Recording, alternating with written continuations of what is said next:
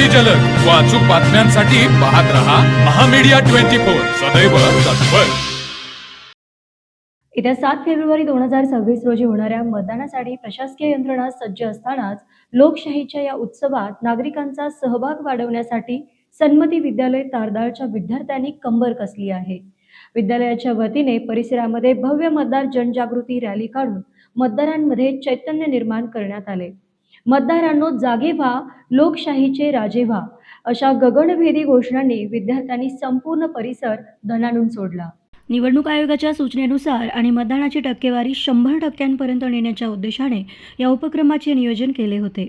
कला रंगातून लोकशाहीचा जागर केवळ घोषणाबाजी न करता विद्यार्थ्यांनी विविध स्पर्धांच्या माध्यमातून मतदानाचे महत्त्व पटवून दिले।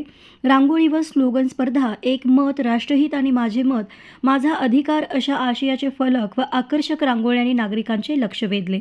पथनाट्य व शपथ रॅली दरम्यान प्रमुख चौकांमध्ये विद्यार्थ्यांनी प्रभावी पथनाट्ये सादर केली।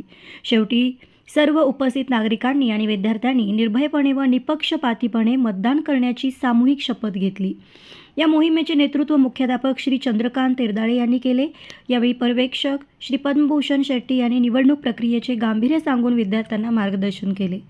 रॅलीचे शिस्तबद्ध नियोजन क्रीडा शिक्षक श्री RC चौगुले यांनी केले। या रॅलीत शिक्षक, शिक्षकेतर कर्मचारी आणि विद्यार्थी-विद्यार्थिनी मोठ्या संख्येने सहभागी झाले होते।